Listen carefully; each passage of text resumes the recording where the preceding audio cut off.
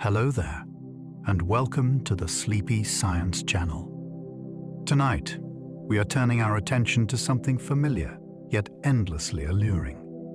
Most people know chocolate as simply a sweet treat, but are unaware of the remarkable journey behind it.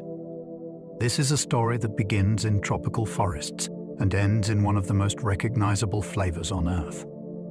Chocolate is shaped by biology, chemistry, weather, and time. It carries the influence of microbes, the decisions of farmers, and the quiet precision of craft. There is far more happening in chocolate than sweetness alone. Aroma, texture, and its ability to melt are guided by invisible structures and slow transformations. Small changes can alter everything, from how it breaks to how long its flavor lingers. Across centuries, chocolate was integral to medicine, currency, ritual, comfort, and celebration. Even now, it continues to evolve as science and tradition meet in unexpected ways. If you enjoy these gentle journeys, I invite you to like, subscribe, or share a thought below. It helps others find their way here too, one sleepy soul at a time. But for now, there's nothing you need to do but relax. Allow your body to soften. Allow your breathing to slow. And let your mind settle into curiosity as we explore this fascinating story together. Let's begin. Chocolate begins as a tropical fruit, not as a sweet treat. If you ever held a cacao pod, you would not mistake it for candy. It grows like a small, ridged melon on a tree, with a thick shell that protects what matters inside. When the pod is opened, you find glossy seeds packed in pale, tangy pulp that tastes more like lychee than dessert. That surprise is the point. The chocolate part is not waiting fully formed.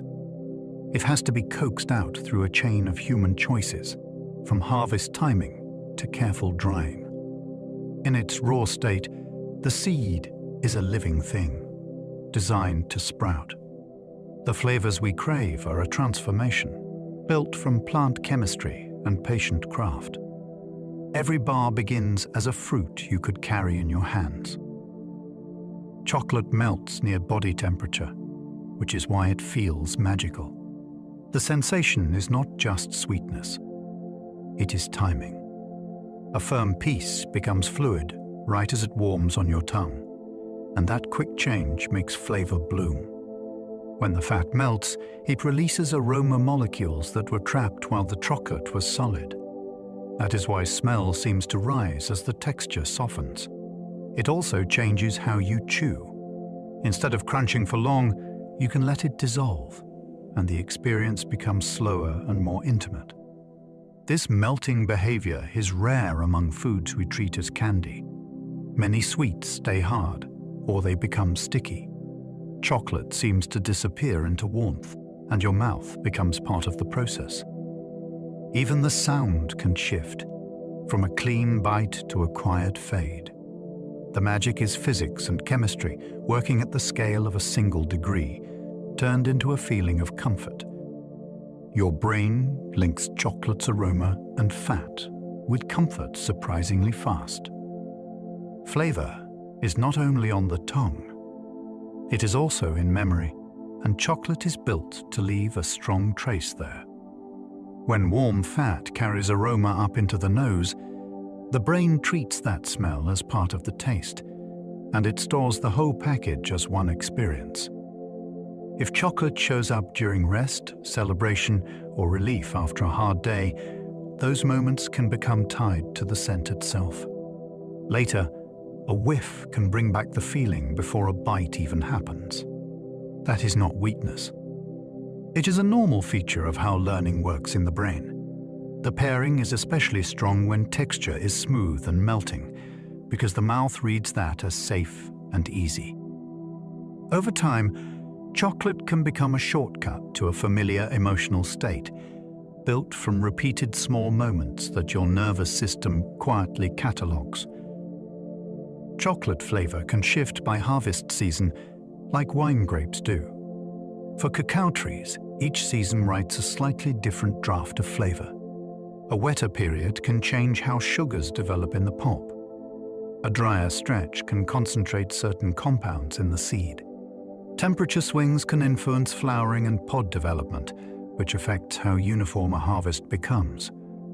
Then the post-harvest work responds to those conditions. Drying might take longer. Fermentation might heat faster or slower.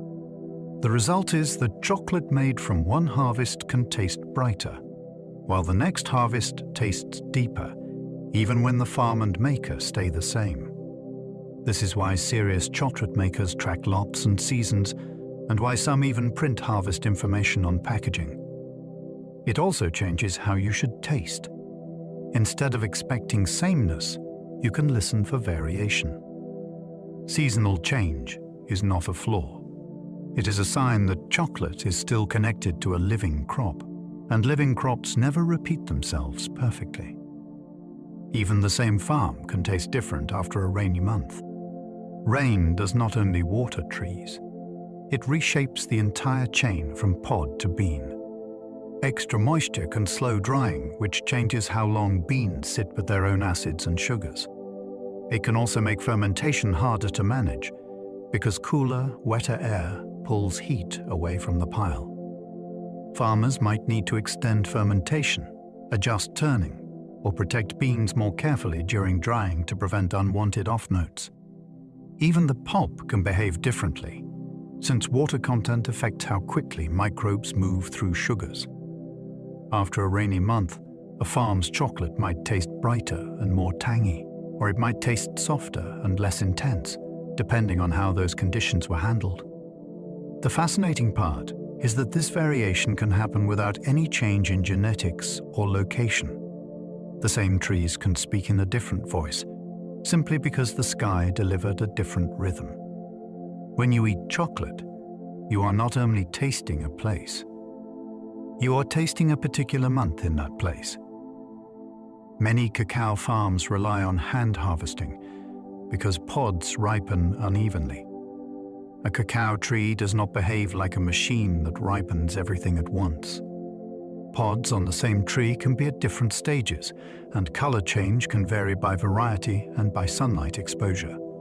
That unevenness makes hand harvesting practical and often necessary. Workers choose pods that look ready, then leave the rest to mature. This selective approach protects flavor, because ripeness affects the pulp that will drive fermentation later. It also protects the tree, because harvesting requires precise cuts near sensitive areas where flowers emerge. Mechanized stripping would damage future production. Hand harvesting is slow, and it is one reason cacao farming is labor-intensive. It is also intimate.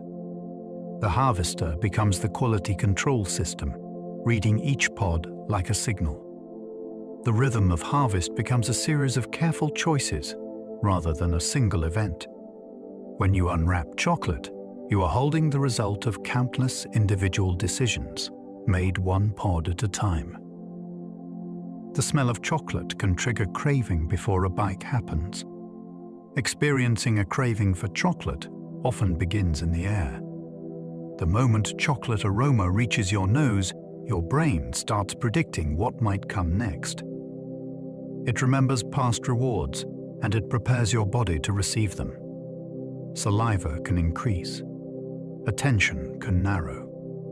You might even feel a small lift in mood before any sweetness touches your tongue. This is not a lack of willpower.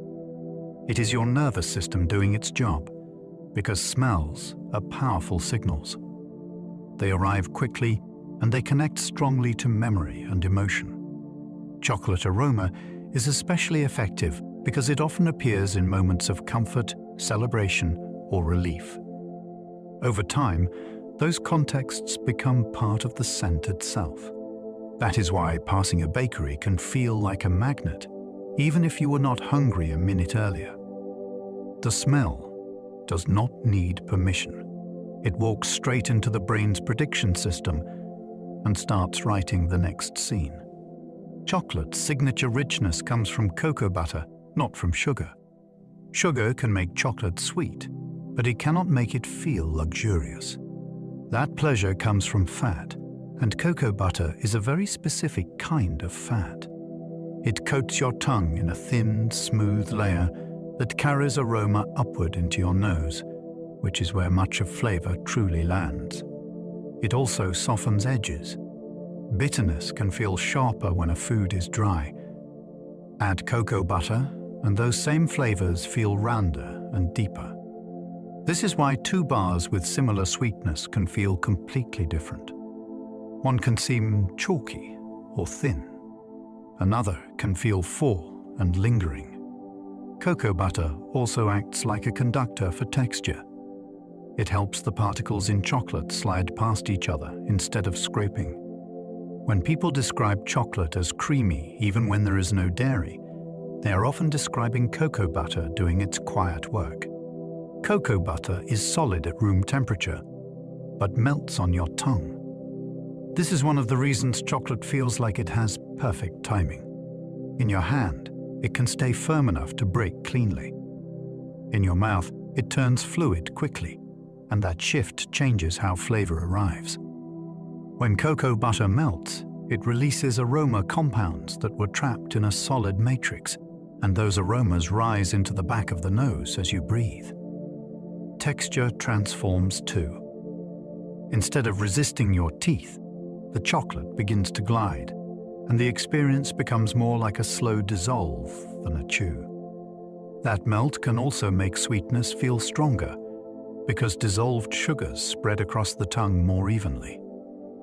A bar that melts poorly can taste dull, even when the ingredients are good.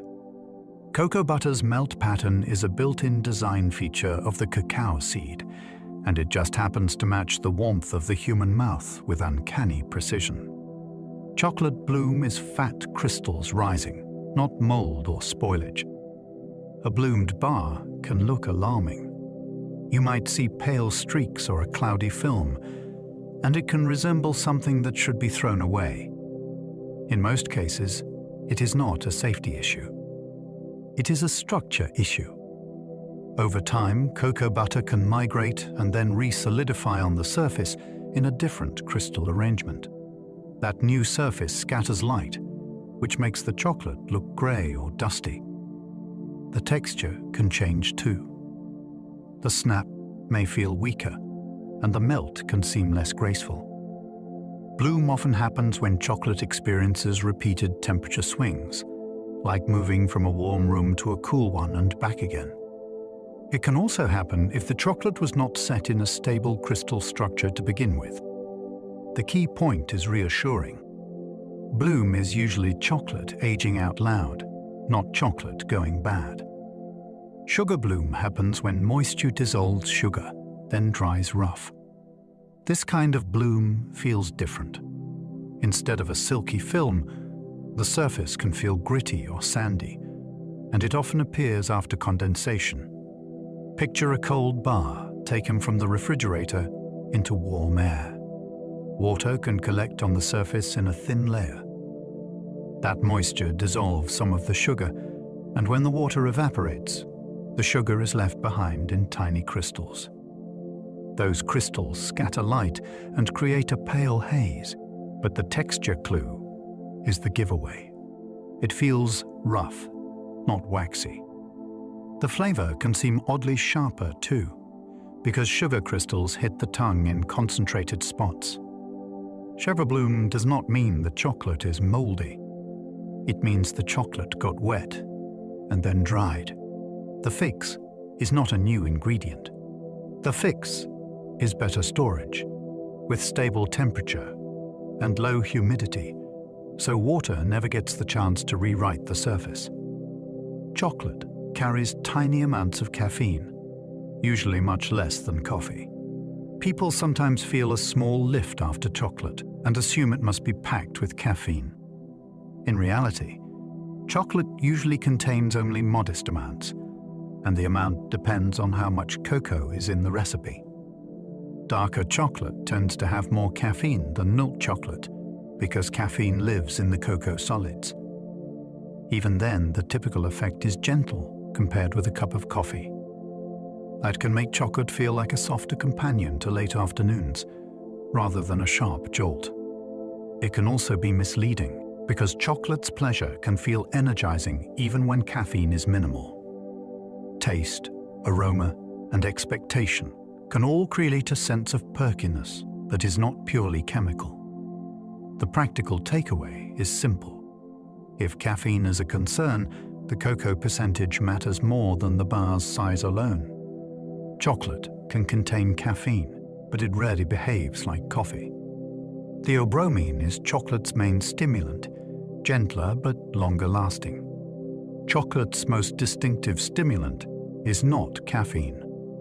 It is theobromine, a compound that belongs to the same chemical family but tends to feel smoother in the body. People often describe it as a steady lift rather than a quick spike. That matters for how chocolate feels, because the experience can unfold slowly. You taste, you melt, you breathe, and then the subtle stimulation lingers in the background. Theobromine can also contribute to chocolate's bitterness, although it is not the only source of that taste. Its presence is part of why a rich, dark bar can feel satisfying in a different way than a sugary candy. There is also a dose element. The more cocoa solids in the chocolate, the more likely you are to notice theobromine's effect. It is not a dramatic buzz for most people. It is more like a quiet brightness that hangs around after the last bite. Dogs process theobromine poorly, which is why chocolate can harm them. What feels pleasant to humans can be dangerous to dogs, and chocolate is a classic example. Dogs break down theobromine much more slowly than we do, so the compound can build up in their system. The risk depends on the dog's size, the type of chocolate, and how much was eaten. Dark chocolate and baking chocolate tend to be far more concentrated than milk chocolate, which is why a small amount can matter. This is not about chocolate being poison in a dramatic sense. It is about a mismatch in metabolism. Signs of trouble can include restlessness, vomiting, rapid heartbeat, and more serious symptoms in severe cases. The safest rule is simple and strict. Do not share chocolate with dogs, even if they beg and even if they seem fine afterward. If a dog eats chocolate, it is worth contacting a veterinarian or poison helpline quickly, because timing can change outcomes. A pinch of salt can sharpen sweetness without making chocolate taste salty. Salt is not only a seasoning, it is a signal booster. In small amounts, it can reduce the perception of bitterness and make sweetness feel clearer, which is why a tiny pinch can make chocolate seem more chocolatey. It also helps draw attention to aroma, because the brain tends to experience flavors as more vivid when balance improves. This is why salted chocolate does not have to taste like a snack food. It can taste smoother, rounder, and more focused. There is a craft element too. The type of salt changes the experience. Fine salt dissolves quickly and disappears into the melt. Flaky salt can create little bursts of contrast that wake up the tongue. Either approach can be beautiful when used carefully. The key is restraint. Too much salt crowds out delicate notes and turns the whole bar into a single loud idea. With the right touch, salt acts like a spotlight, not a takeover. Chili and cacao pair well, echoing ancient flavor traditions. Chocolate and chili can feel like opposites, but they share a common talent. Both can carry warmth that spreads through the mouth and chest. When they meet, the heat of chili can make chocolate's roasted notes feel deeper, while the richness of cocoa can soften chili's sharp edges. The result is not just spicy chocolate. It is a layered sensation, where sweetness arrives first, then warmth follows, then aroma rises again as you breathe out. The pairing also has history, which gives it emotional weight. Long before chocolate became a candy bar, cacao was often consumed in bold, savory preparations that welcomed spice. Modern versions sometimes lean on chili as a gimmick, The best versions treat it as choreography. You want the heat to arrive late, like a slow closing door, so the cocoa has time to speak. When it is done well, chili does not cover chocolate. It reveals a different side of it. Vanilla can amplify chocolate's sweetness, even at very low amounts. Vanilla is powerful because it works like a translator between flavors. A trace can make sweetness feel warmer and more rounded, even when the sugar level stays the same.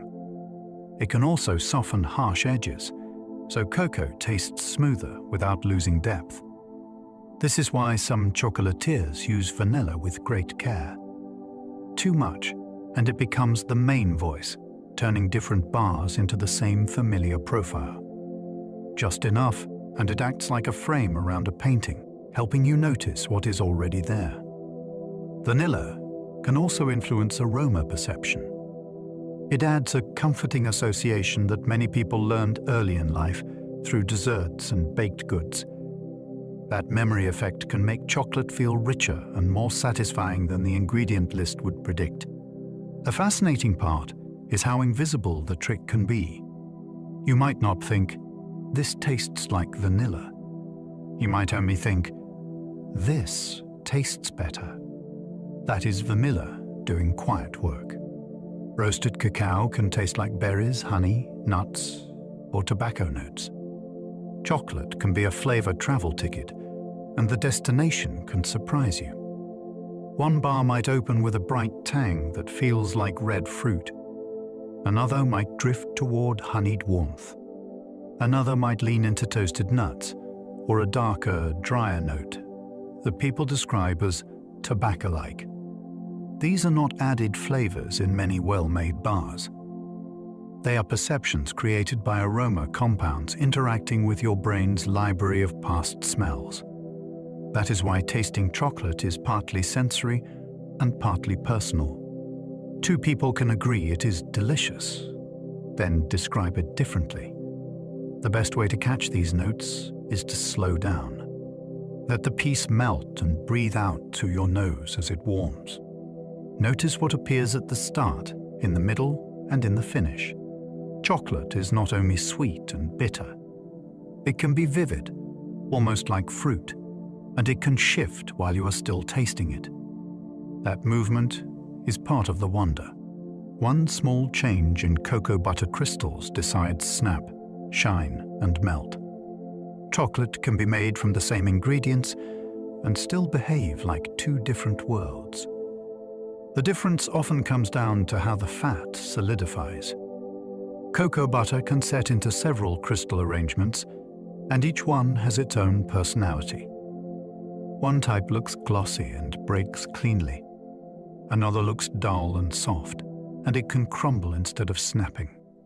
The trick is that these forms are not chosen by labels or wishes. They are guided by temperature history. Warm it too much, and you erase the structure. Cool it the wrong way, and you encourage unstable forms.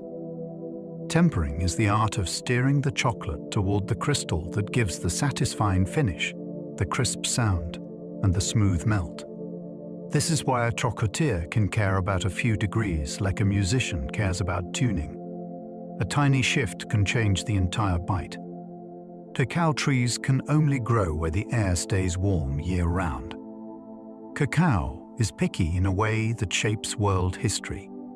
It thrives close to the equator, in places where temperatures stay steady and the air holds moisture for much of the year. Too much cold can stall growth. Too much heat can stress the tree.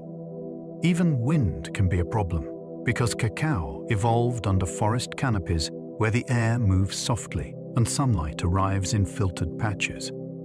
That narrow comfort zone is why cacao maps look like a band around the planet. It also means chocolate depends on specific landscapes and communities, not just on factories. A change in rainfall timing can shift flowering. A longer dry season can shrink pod size. When you taste chocolate, you are tasting a crop that lives within strict limits, and those limits make it both precious and vulnerable. Each cacao pod hides seeds that must ferment before tasting chocolatey. Fresh cacao seeds are not the flavor you expect. If you bite one straight from the pod, it is bitter and astringent, more like a plant defending itself than a dessert ingredient. The first step toward chocolate is a deliberate pause in the life of the seed. Farmers heap the wet seeds and pulp together, cover them, and let time do its work. Heat builds from within, and the seed's internal chemistry starts to shift. That shift matters because it lays the groundwork for what roasting can later reveal. Without this stage, chocolate can taste thin, sharp, and oddly flat, even if the beans look fine from the outside. The pod may be the fruit you see, but the hidden work begins after it is opened, in warm piles that smell sweet, sour, and alive. Fermentation creates hundreds of flavor chemicals before any roasting happens. It can be hard to believe that a warm heap of fruit and seeds is already building the future aroma of chocolate. Yet this is where complexity starts. Microbes feed on the sugary pulp and release a cascade of new molecules. Some will later smell like flowers. Others lean toward nuts, caramel, or dried fruit. Heat rises, acidity shifts, and the seed responds from the inside out. By the time the beans are dried, they already carry the blueprint of their eventual character. Roasting does not invent those notes from nothing. It develops what this earlier stage set in motion. That is why two farms can roast the same way and still produce wildly different results. Part of the difference is the invisible community doing chemistry in the dark, long before a bean ever reaches a roaster. Tiny midges, not bees, do most cacao pollination. Cacao flowers are small and intricate, and they are not built for the busy traffic of big pollinators. Instead, cacao often depends on midges, tiny flies that thrive in damp leaf litter and shaded spaces. They are so small that a light breeze can redirect them, and that randomness is part of the story. Even in a healthy grove, many flowers will never become pods because pollination is delicate. This gives cacao farming an almost surprising dependency on the forest floor. If the ground dries out, or if the habitat becomes too clean and exposed, midge populations can drop. Some growers encourage the right conditions by protecting shade, maintaining moisture, and leaving organic material where these insects breed. In a way, a chocolate bar begins with a nearly invisible flight, happening at the scale of crumbs and dew. Ancient Mesoamericans drank cacao as a bitter, frothy, spiced beverage. For many early cacao drinkers, sweetness was not the point. The drink could be strong, earthy, and sharp, then lifted with spices that warmed the throat and sharpened the senses. What made it famous was often the foam. People learned that pouring the liquid from height again and again could raise a thick froth that felt luxurious on the lips. That foam was not decoration. It changed texture and aroma, and it turned a simple drink into an experience worth ceremony. Cacao could also carry social meaning, offered in gatherings where food was never only about hunger. When chocolate later became a solid bar, it carried echoes of that older world, where cacao was closer to a ritual than a snack. The next time you smell chocolate before you taste it, imagine a cup first, not a wrapper. Cacao beans were once used as money, traded like everyday coins. A good currency has to be countable, portable, and hard to fake. And cacao beans fit the role in a surprisingly practical way. They could be measured by the handful. They were small enough to carry. They had clear value because people wanted them for food and drink. That meant cacao could move through markets as a tool for trade, not only as an ingredient. It is a strange thought, because it flips modern expectations. Today we treat chocolate as a reward after real life. In those older systems, cacao was part of real life itself, sitting beside tools, textiles, and daily necessities. Using food as money also reveals how precious cacao was. You do not spend something casually if it takes land, labor, and careful handling to produce. In every bean, there was both taste and purchasing power, held in the same small brown shell. Cacao flowers are so small, many bloom right on the trunk. If you walk through a cacao grove at the right moment, the tree can look sprinkled with tiny stars. The blossoms are delicate, waxy, and only about the size of a fingernail. Many appear straight from the trunk and older branches, as if the tree is decorating its own bark. That placement is practical. It lets the tree support heavy pods later without relying on thin twigs that would snap under the weight. It also turns the trunk into a busy corridor for insects that creep and flutter close to the surface. The timing is brief too. A flower can be ready for pollination for only a short window, and then it moves on. This is one reason cacao feels almost secretive. It does not shout with big petals. It quietly does its most important work close to the wood. Most cacao blossoms never become pods, even in healthy orchards. A cacao tree can produce thousands of flowers and still deliver only a modest number of pods. That sounds wasteful until you realize what a pod demands. It is a heavy, slow-growing package of seeds and pulp that will hang for months, drawing energy from the tree the entire time. The plant is cautious. It opens opportunities, then commits only when conditions seem right. Pollination is one filter, because the flower's structure is tricky and success is fragile. Weather is another filter, because too much rain can interrupt pollen transfer and too little moisture can stress the tree. Even after a flower is fertilized, the young pod can be dropped if resources tighten. Farmers watch this like a suspense story. A branch can promise abundance one week, then quietly thin its own future the next. Chocolate begins with that uncertainty, long before any harvest basket fills. A cacao pod can ripen for months, hanging like a living lantern. After pollination, cacao does not hurry. The pod swells slowly, shifting color as it matures. Some varieties move from green to yellow. Others deepen toward orange or red. Growers learn to read these changes with the care of someone checking fruit on a single tree, not a whole aisle of produce. Ripeness matters because it sets the balance of sugars in the pulp and the readiness of the seeds inside. Pick too early, and the flavors can struggle later. Pick too late, and pests and rot get more chances. This is why harvest is often done by hand, pod by pod, with a blade that avoids cutting the tree's cushions where new flowers will emerge. A single pod is not a quick prize. It is a long investment, dangling in plain sight. Inside each pod, sweet white pulp feeds the microbes of fermentation. When a pod is opened, the first taste you meet is the pulp, not the seed. It is bright and fruity, and it clings like a soft jelly around each bean. That pulp is more than a snack. It is fuel. Once the beans are piled together, the sugars and moisture create a perfect starting point for microbial activity. Farmers manage this with simple, powerful choices. They might use wooden boxes that hold heat, or banana leaves that keep the mass covered and warm.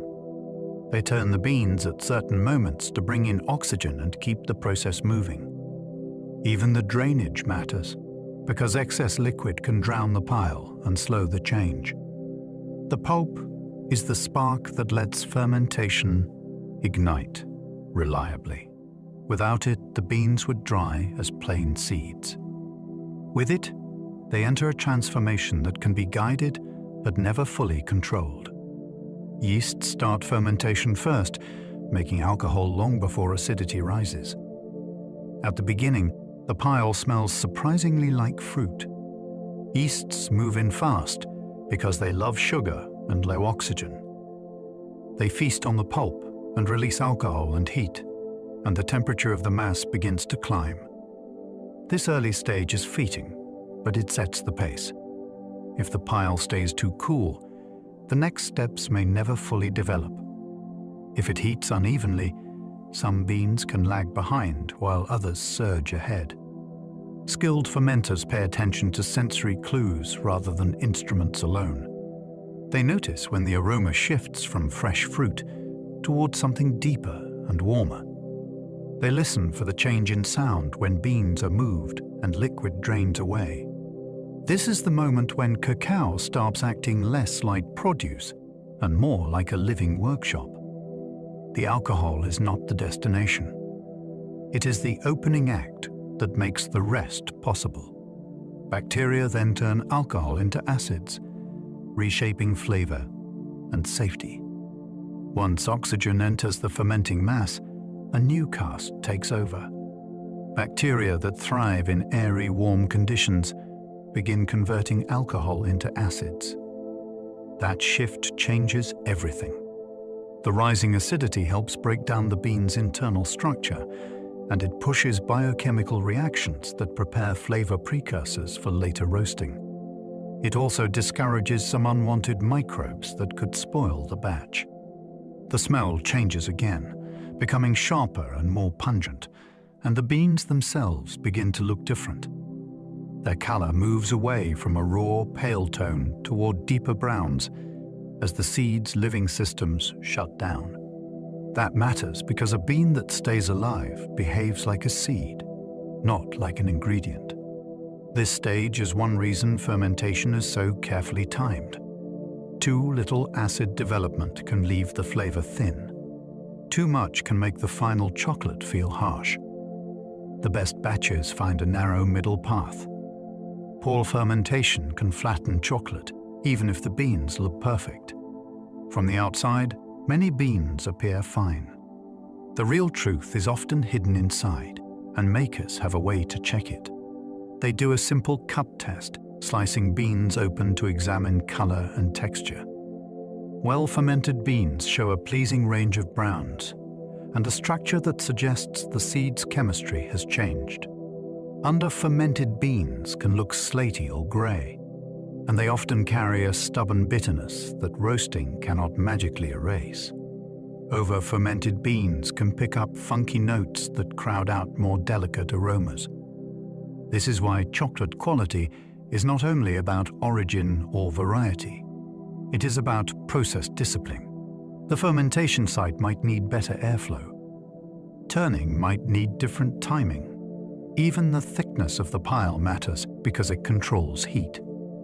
A buyer can pay premium prices for beautiful-looking sacks, then discover the flavor has no lift. The mistake happened earlier, in the invisible stage. Roasting drives off sharp acids and unlocks deep, knotty notes. Roasting is where cacao becomes aromatic, in a way you can smell from across a room. Heat pushes out some of the sharper acids formed during fermentation and drying, and it also sets off browning reactions that build warmer, toastier flavors. This is not a single setting that suits every bean.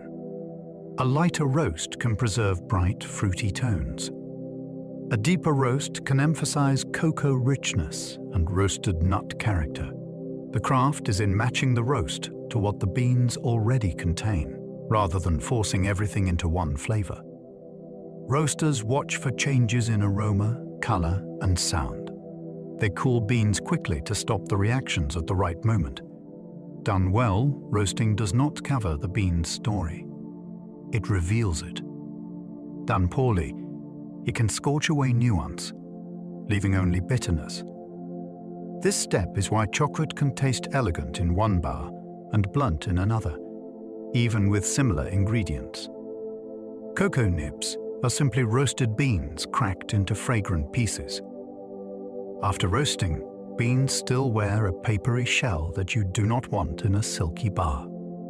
The next step is winnowing, where cracked beans are separated from their husks. What remains are nibs, small shards that smell intensely of cacao and toast. They are a crossroads ingredient. You can grind them into chocolate, or you can use them as a crunchy garnish on desserts, oatmeal, or yogurt. Some people even steep nibs like tea to make a cocoa infusion that smells like brownies while staying unsweetened. Nibs can also reveal quality quickly. A good nib tastes clean and complex, and it leaves a pleasant finish. A flawed nib can taste smoky, overly sour, or hollow. In that way, nibs are the honest middle stage of chocolate making. They are close enough to the source to show what the bean really is, and refined enough to be enjoyed on their own. Grinding nibs makes cocoa liquor, a paste that flows with heat. When nibs are ground, something surprising happens. They stop behaving like dry crumbs and begin to flow like a thick liquid. That is because grinding releases cocoa butter, and friction adds warmth until the mixture becomes a smooth paste called cocoa liquor. It is not alcoholic. It is simply cacao in a fluid form. This stage is where texture begins to be engineered. The paste can be refined so particles become tiny enough to feel velvety instead of gritty. The way it flows matters too, because it determines how easily chocolate can be molded into bars or coated onto candies. Makers can adjust the process to keep certain aromas bright or to build deeper roasted notes. You can think of cocoa liquor as the moment cacao becomes programmable. The bean's story is still there, but now it can be shaped into many textures and styles. It is the bridge between agriculture and the final snap. The most stable cocoa butter crystal makes chocolate glossy and crisp. Not all solid chocolate is solid in the same way. Cocoa butter can organize itself into different crystal patterns, and only one of them gives the classic finish people recognize. When that stable form dominates, the surface reflects light cleanly, so the bar looks polished even before you taste it. The texture changes too. It breaks with a clean, confident bite, and it resists crumbling into dusty fragments. It also melts in a more orderly way, so the mouthfeel feels smooth instead of waxy. The fascinating part is how small the difference is. The ingredients do not need to change. The storage does not need to change. The only change can be how the chocolate cooled and reset after melting. That invisible architecture decides whether a bar looks like a jewel or like a smudged stone. Tempering is controlled crystallization, not a mysterious chef's ritual. It looks like a performance, but it is really a plan. Chocolate is guided through a temperature journey so the right crystals form in the right proportion. Some chocolatiers spread it across a cool slab and work it with scrapers, watching how it thickens and shines. Others use machines that warm, cool, and rewarm with steady precision. Either way, the goal is the same. You create a small population of desirable crystals, then encourage them to multiply while the rest are discouraged. When it is done well, the chocolate behaves predictably in molds and coatings, and it sets with a professional finish. When it is rushed, the surface can look dull or streaked, and the texture can feel soft in the wrong places. Tempering is not magic. It is the art of steering a material that remembers its thermal past. Conching can take hours or days, smoothing texture and rounding flavor. Conching is one of the strangest steps in food making because it is basically controlled rubbing for a very long time. Chocolate is kept warm while paddles or rollers push and fold it over and over until it changes character. The texture improvement is easy to imagine. Tiny particles get coated more evenly in fat, so the mixture begins to feel silky instead of powdery.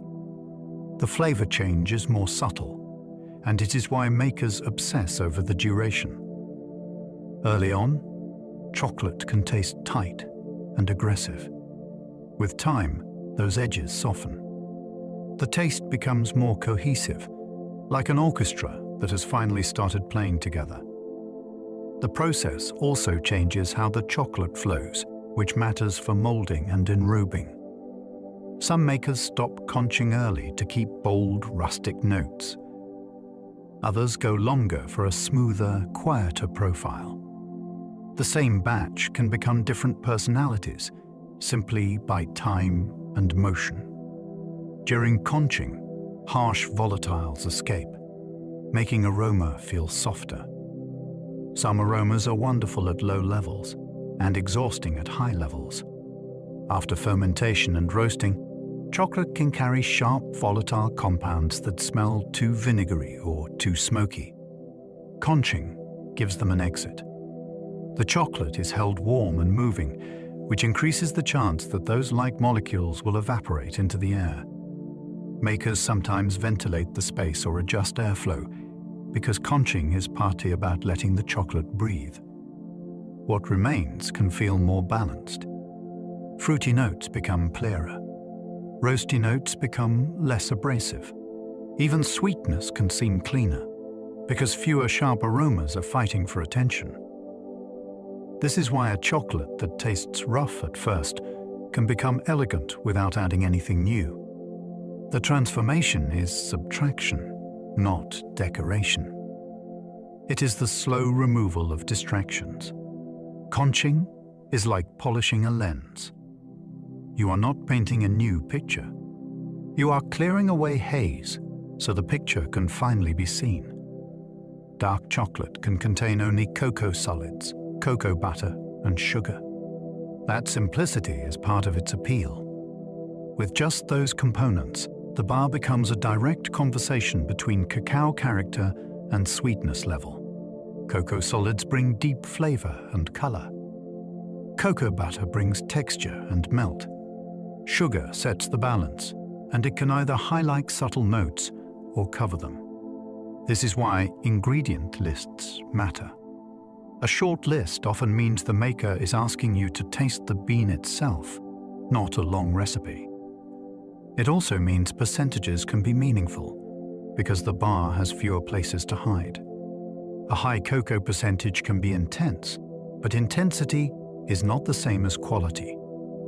If the cacao is aromatic and well handled, even a lower percentage can taste complex. If the cacao is harsh, more cocoa can make that harshness louder. Dark chocolate at its best is minimal, and that minimalism leaves nowhere for craft to cheat. Milk chocolate adds milk solids, which mellow bitterness and add caramel notes. Milk changes chocolate in a way you can feel immediately. Bitterness often softens because milk proteins combined with some of the cacao compounds that taste sharp, and the overall impression becomes rounder. Milk also brings its own sweetness, not only from added sugar, but from lactose, which has a gentler taste. Then there is the toasty character. Milk powders can develop warm, cooked notes during processing, and those notes blend with cacao's roasted tones in a way that many people describe as caramel-like. Texture shifts too.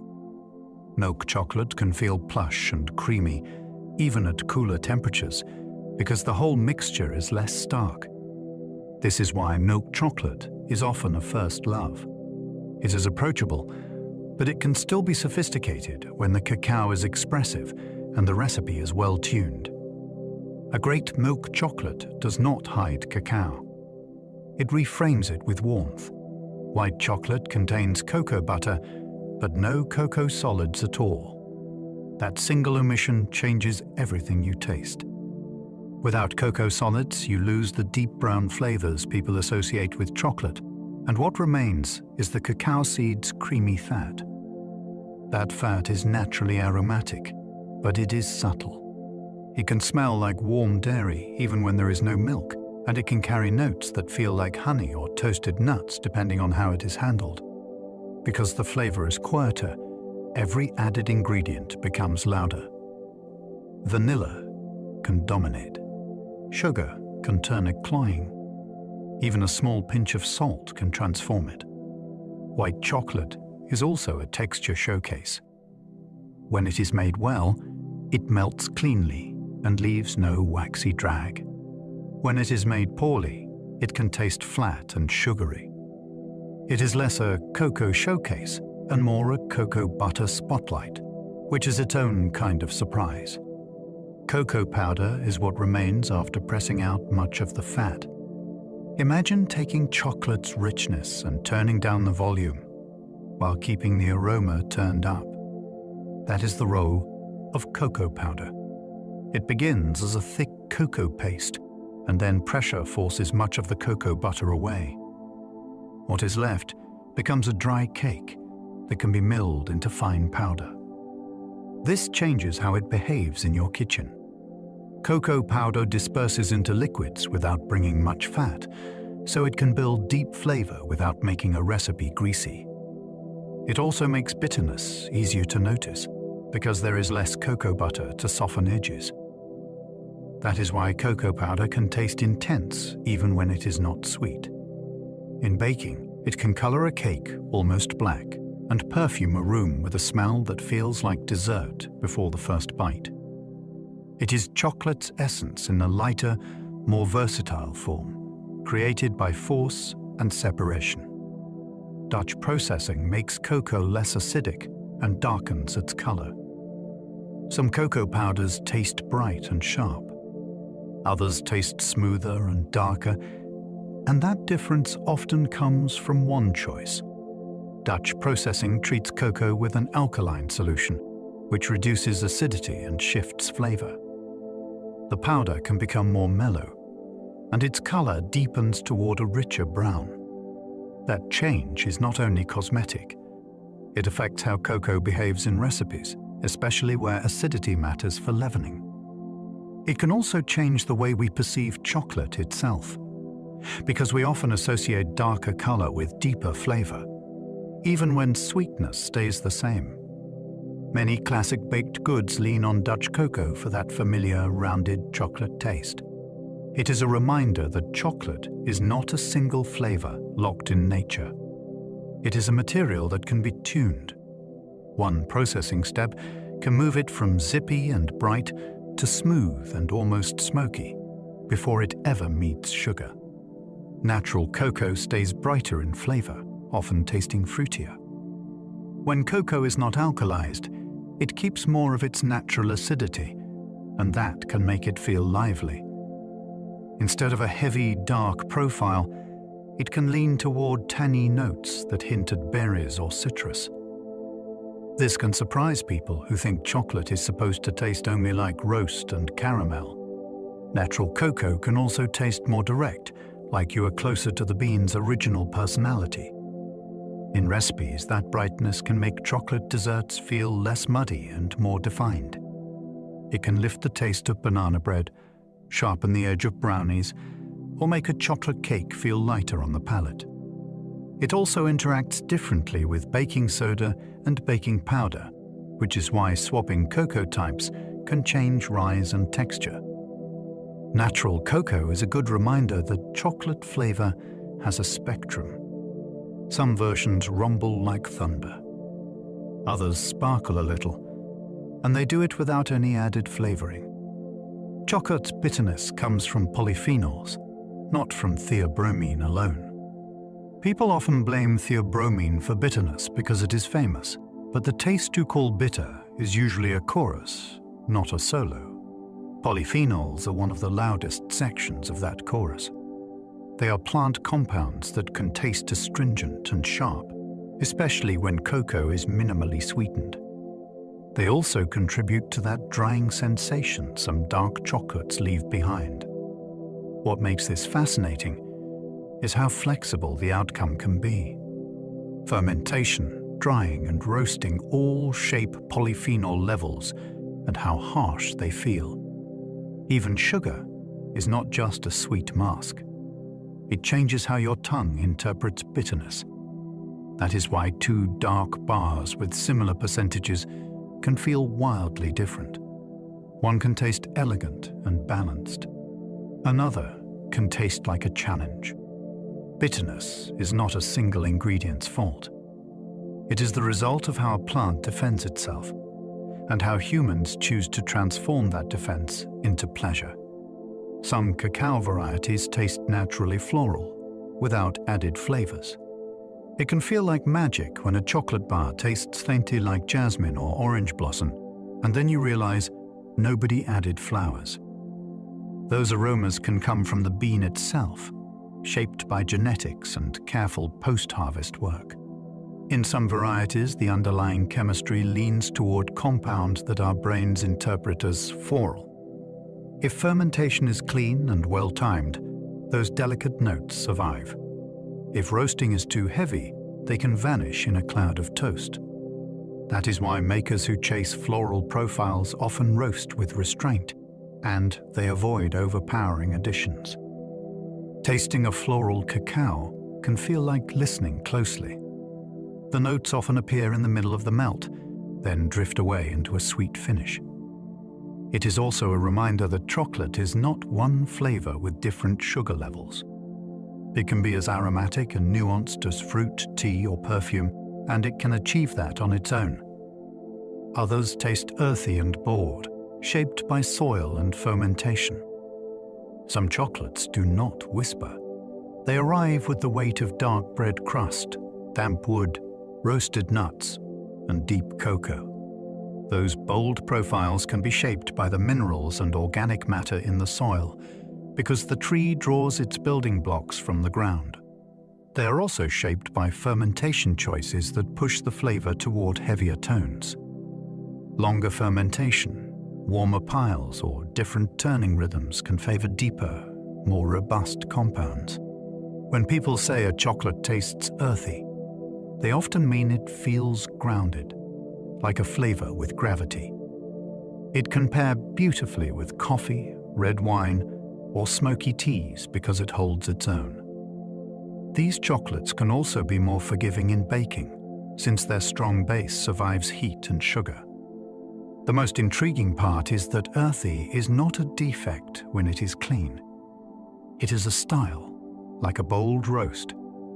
It tells you the bean's story took a darker path, and it did it with intention. Single origin chocolate can reflect one region's microbes and climate.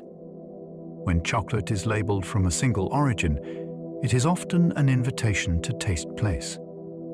Cacao does not ferment in a sterile lab. It ferments in open air, with local yeasts and bacteria landing on the pulp and multiplying. Those microbes can differ from valley to valley, and they can push flavor in distinct directions. Climate matters too. Humidity changes drying speed. Rainfall patterns change harvest timing. Even nighttime temperatures can affect how quickly fermentation heats and cools. Put those together, and you can get a chocolate that tastes unmistakably like its home, even when the recipe stays simple. That is why some bars carry surprising notes, like tropical fruit brightness, spicy warmth, or a nutty depth that feels familiar. It is not marketing alone. It is agriculture meeting microbiology, then bottled into a bar. Single origin is not a promise of quality by itself. It is a promise of specificity, and specificity can be thrilling when the craft is careful. Cacao is unusually sensitive to pests, making farming a constant battle. Cacao trees live in a world where a tiny bite can have outsized consequences. Insects can pierce pods, fungi can invade wounds, and a small problem can spread through an orchard faster than you would expect. Farmers often walk their trees the way a gardener checks roses, scanning for early signs before trouble multiplies. If a pod is damaged, it can become a doorway for rot, and that can ruin seeds that took months to develop. Some growers prune to improve airflow because damp, still air can favor outbreaks. Others remove infected pods quickly, even when it hurts to discard them, because leaving one sick pod can risk many healthy ones. The result is that chocolate depends on vigilance, not only on sunshine. Each harvest reflects countless small decisions made under pressure, and that tension is part of why cacao feels precious. Many cacao trees are grown under shade, copying the forest canopy. Cacao did not evolve as a lone tree standing in full blazing sun. It began as an understory plant, used to dappled light and a calmer microclimate. Shade trees can recreate that protective ceiling, lowering heat stress and reducing sudden swings in temperature. They also slow the drying of soil, which can matter in regions where rain arrives in bursts rather than steady patterns. In a shaded grove, cacao leaves often look healthier through hot afternoons, and the air can feel cooler even a few steps apart. Shade management is also a balancing act. Too much shade can reduce flowering and yield. Too little can expose the trees to scorch and strain. Farmers choose species that fit their land, sometimes planting fruit or timber trees that add extra income. When shade is done well, the farm begins to resemble a managed forest, and chocolate becomes a crop grown with architecture, not just agriculture. Shade-grown cacao can protect wildlife when managed thoughtfully. A cacao farm can be more than rows of trees. With diverse shade and careful ground cover, it can become a corridor for birds, insects, and small mammals that need connected habitat. You might hear more songbirds and see more butterflies because the layered vegetation offers food and shelter. Predatory insects can also benefit, and they may help reduce certain pest pressures naturally. The key is that shade grown is not an automatic promise. It depends on how the farm is designed and maintained. A single shade species planted like a uniform ceiling is different from a mixed canopy with flowering trees, leaf litter, and varied heights. Thoughtful farms can also protect waterways by reducing erosion and slowing runoff. In that kind of system, cacao is not an isolated crop. It is a participant in a living landscape, and the chocolate it produces is tied to more than human appetite. Cacao genetics are surprisingly diverse, yet commercial supply is often narrow. In the wild and in traditional growing regions, cacao shows a wide range of forms and flavors. Some trees produce pods with thick shells.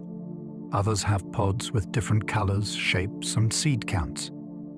That genetic variety can influence aroma, disease resistance, and how a tree handles drought or heat. Yet the global market often relies on a smaller set of widely planted types, partly because consistent yield is easier to finance and predict. This creates a quiet risk. When many farms depend on similar genetics, a new disease or a shifting climate can hit harder because fewer trees carry natural resistance. It also narrows the flavor palette available to chocolate makers. Preserving and using diverse cacao is like keeping a library open. Each variety is a different book, and some books contain traits we may need urgently in the future. Genetics might sound distant from your dessert. In cacao, it can decide what chocolate will be possible a generation from now. Criollo cacao is rare and prized, often gentler and less bitter. Criollo is famous in chocolate circles because it can produce a softer profile, with less harshness when it is well handled. It is also known for being harder to grow in many settings, which contributes to its rarity. For a farmer, rarity is not romance. It can mean lower yield, greater vulnerability, and more risk in a livelihood already shaped by weather and pests. For a chocolate maker, it can mean a chance to craft a bar that feels refined, where subtle notes can show themselves without being pushed into the background by bitterness. When people describe a Criollo-based chocolate as elegant, they often mean the flavors arrive with less friction. That does not guarantee greatness. Post-harvest care still matters, and poor handling can waste even an excellent bean. But when conditions align, Criollo can feel like a quiet conversation rather than a loud performance, and that is why it is sought after. Forastero cacao dominates global production, valued for hardiness and yield. Most of the world's chocolate is built on Forastero, and that is not an accident. Farmers often rely on trees that can produce reliably and tolerate tougher conditions. Forastero types are widely used because they tend to be robust and they can deliver the volumes that large supply chains demand. That practical strength has shaped the everyday chocolate people recognize, from candy bars to baking cocoa. Yet dominance does not mean dullness. With careful fermentation and roasting, Forastero can carry pleasing complexity, including deep cocoa richness and satisfying roasted notes. The difference is that its strengths often show up as structure and intensity rather than delicate perfume. In some blends, Forastero provides the backbone that supports more aromatic beans, the way a steady drumbeat supports a melody. When you think about chocolate as a global food, Forastero is the workhorse that made it possible for chocolate to become familiar, not rare. Trinitario cacao began as a hybrid, blending resilience with aroma. Trinitario is often described as a bridge between worlds. It emerged from a mix of cacao lineages, and growers valued it because it could combine sturdier growth with appealing flavor potential. That balance matters because farmers need trees that survive, and makers want beans that sing. In a good Trinitario chocolate, you can find a pleasing middle ground. The cocoa base can be strong, while brighter notes still appear during the melt. It is also a reminder that cacao is not frozen in time. People have been shaping these trees through selection and planting choices for generations, responding to storms, disease pressures, and market demand. A hybrid is not just a scientific concept. It is a human answer to a problem created in orchards rather than laboratories. When you taste a chocolate that feels both sturdy and expressive, you may be tasting that history of adaptation, built into the tree's genetics and carried through craft. Cacao diseases can erase harvests, pushing farmers to abandon orchards. A cacao orchard is not a quick crop. Trees take years to become productive, and farmers invest time, pruning, and care long before the first meaningful harvest. That is why disease can be so devastating. A serious outbreak can wipe out pods, weaken trees, and drain the hope that next season will recover. When losses repeat, families may have to make painful choices. They might switch to another crop, migrate for work, or leave land untended. Abandoned orchards can become sources of reinfection for nearby farms, which adds pressure to whole regions. Recovery often requires replanting, and replanting means waiting again. This is one reason the chocolate you see on a shelf is connected to long timelines and real vulnerability. Behind the smooth bar is a crop that can be interrupted by forces a farmer cannot fully control. Disease management is not only biology, it is survival planning. Cacao pods can grow directly from bark, a trait called cauliflory. There is something startling about seeing fruit sprout from a tree's trunk, as if the bark itself decided to bloom. This growth style allows cacao to support heavy pods close to the tree's strongest wood, rather than risking thin branches. It also changes how harvesting works. Farmers can reach pods along the trunk and main limbs, using tools that cut the stem cleanly without injuring the tree's flowering points. Those points can produce again, so careful cuts protect future seasons. Cauliflory also creates a special kind of visibility. Pods do not hide in leafy tips far overhead. They hang where you can watch them swell and change color, almost like ornaments you check each day. This trait is not just a botanical curiosity. It is a structural solution that lets cacao carry weight safely over months. The tree is built for patience, and its fruit grows in the most stable place it can find. Chocolate's aroma comes from hundreds of compounds, far beyond cocoa alone. When you smell chocolate, you are not smelling one thing. You are smelling a crowded city of molecules that formed across many steps, then gathered into one warm impression. Some compounds suggest roasted bread. Others hint at fruit, nuts, spice, or flowers. Your brain stitches them into a single word: chocolate, even though it is more like a chord than a note. What makes this even more fascinating is that the mix can change dramatically with small choices. A few degrees in roasting can tilt the balance toward toast or toward brightness. A longer dry can mute one set of aromas and lift another. Even storage matters, because aroma compounds can fade or shift over time. That is why 2 bars can both be called dark chocolate, yet smell like 2 different worlds. The label is simple. The chemistry is wildly busy. Chocolate's fat can carry aromas upward, making flavor feel louder. Flavor is partly chemistry and partly timing, and fat controls timing beautifully. Many aroma compounds dissolve well in fats, which means cocoa butter can hold them, transport them, and release them in a slower, more sustained way. That is one reason chocolate can seem to bloom in stages. You might notice one note at first, then another appears as the chocolate warms and spreads. Fat also creates a coating that can extend the finish, so the aroma lingers after the chocolate is gone. This is not only about intensity, it is about shape. A low-fat chocolate can deliver flavor in a quick burst, then drop off abruptly.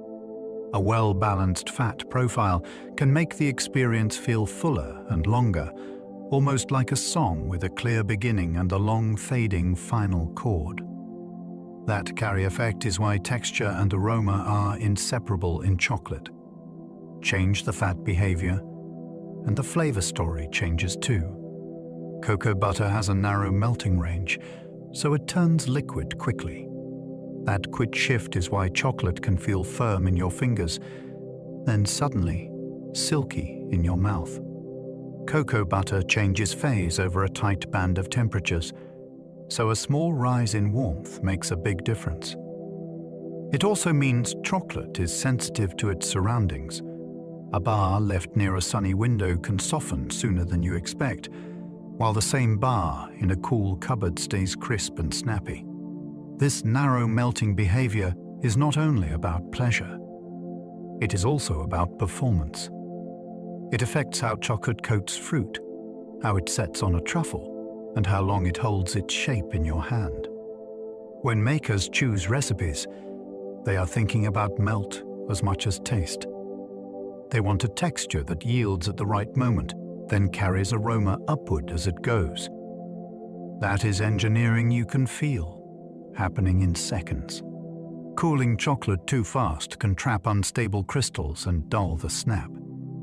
Chocolate needs time to settle into a strong internal structure, and rushing that cooling can leave it half-organized. When the temperature drops too quickly, cocoa butter can form crystal types that look acceptable at first, but do not hold their shape well. The surface may lose shine, and the break can feel soft or crumbly instead of clean. You might even notice that the chocolate melts in an uneven way, with a waxy drag that interrupts the smooth glide you expect. This is why chocolatiers pay attention to cooling rooms, cooling tunnels, and even the temperature of molds. The goal is not simply to make chocolate hard.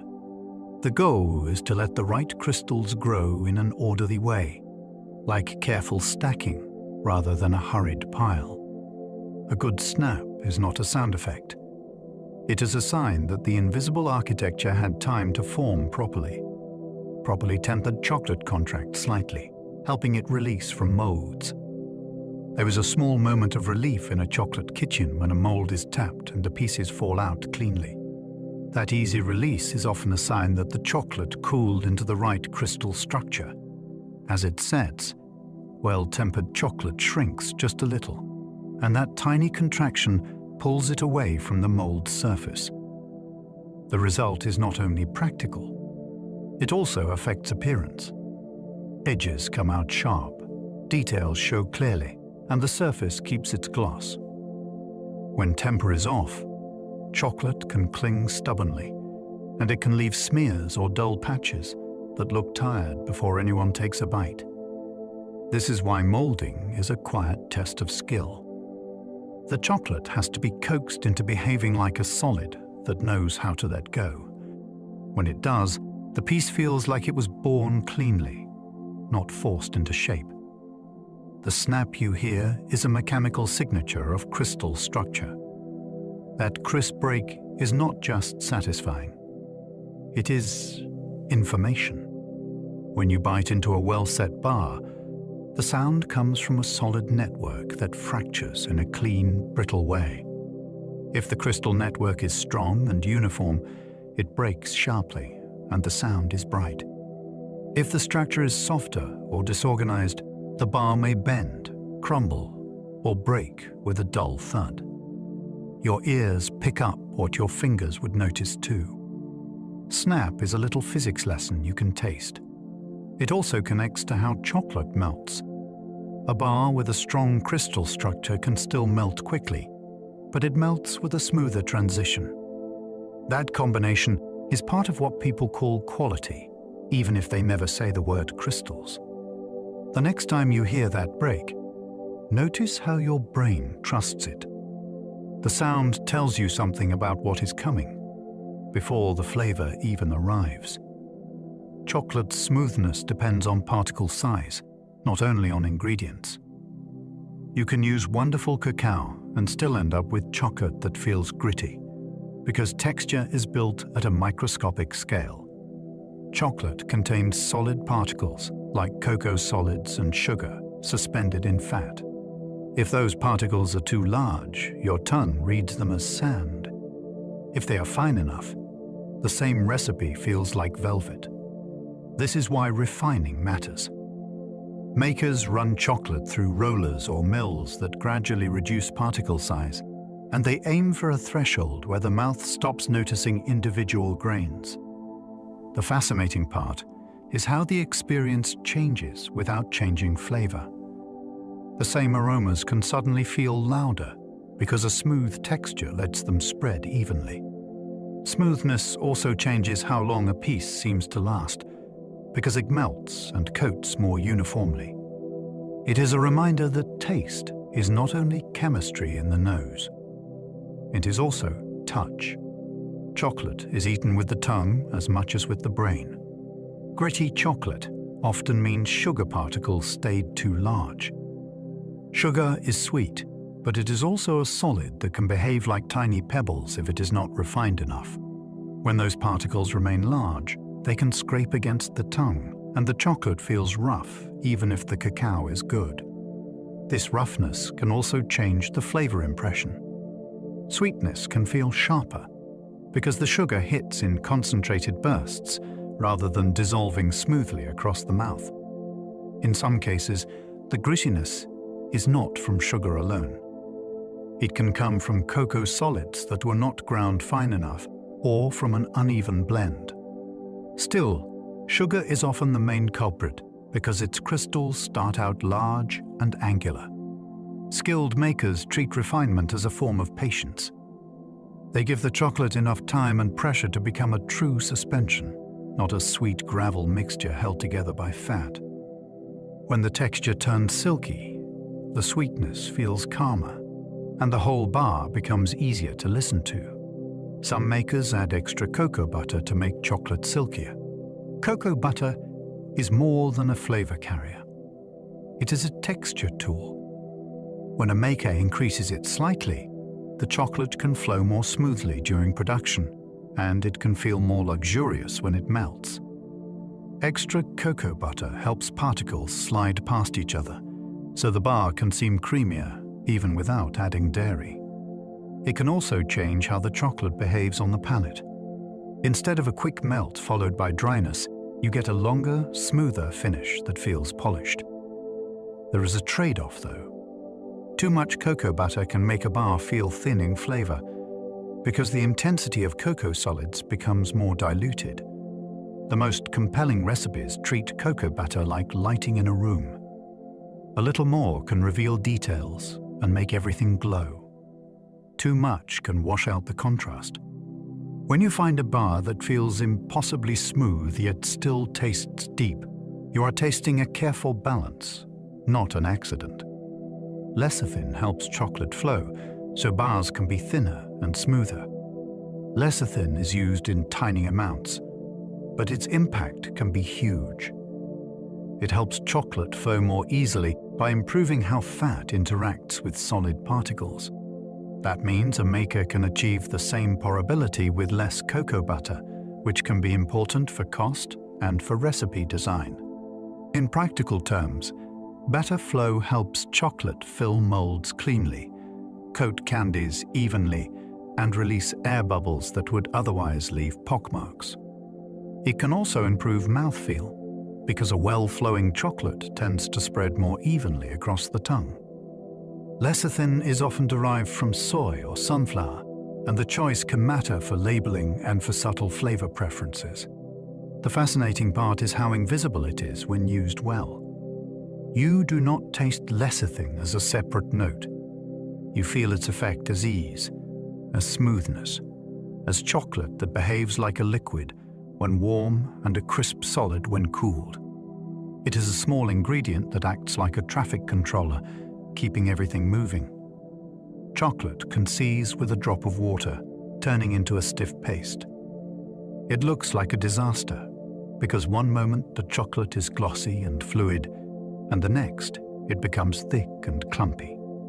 The reason is counterintuitive. Chocolate is a mixture where dry particles are coated in fat.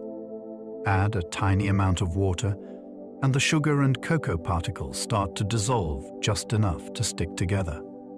They clump into a dense mass, and the fat can no longer keep them separated. The texture changes instantly, like wet sand tightening into a ball. This is why steam from a pot, a damp spoon, or a single droplet can ruin a bowl of melted chocolate.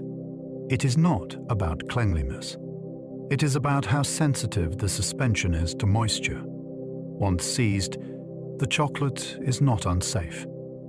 It is simply no longer usable for dipping and coating. The trick is knowing what it can become next, rather than throwing it away in frustration. Seized chocolate can be rescued by adding more liquid, then using it differently. The way out of seizing is not to fight the water. It is to commit to it. If you add enough liquid, the clumped particles can disperse again, and the mixture can become smooth, but it will no longer behave like pure melted chocolate. Instead, it becomes a chocolate sauce or a base for a ganache, depending on what you add and how much. Warm water can work. Milk can work. Cream can work. The key is gradual addition with steady stirring, so the mixture loosens rather than tightening again. Once it smooths out, you can use it for drizzling, making hot chocolate, filling cakes, or creating truffles, where a different texture is actually the goal. This is a lovely lesson in kitchen physics. A mistake becomes a fork in the road, and the chocolate takes a new role. The rescue is not pretending the original plan still exists. The rescue is letting the material become what it now wants to be, then using that result with confidence. Couverture chocolate contains more cocoa butter, made for glossy coatings. Couverture is the kind of chocolate that behaves like satin when it is warmed and worked. The extra cocoa butter makes it flow more readily, which matters when you want a thin, even shell around a truffle or a perfectly smooth curtain over a cookie. With a chocolate that is too thick, coatings can pull at the bottom and set with ridges. With this style, the coating can settle into a clean layer that cracks neatly when you bite. It also captures a shine that looks almost wet when it is set well. In professional kitchens, couverture is chosen for performance as much as flavor. It is chocolate designed to move, to cling, and to set with elegance.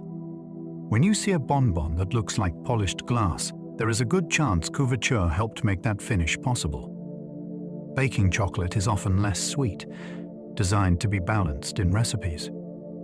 Baking chocolate is not meant to be eaten like a candy bar, and that is the whole point. It is built as a strong foundation, so a recipe can decide the final sweetness. In a brownie batter, sugar is already coming from other sources. If the chocolate itself were very sweet, the result could tip into syrupy and flat.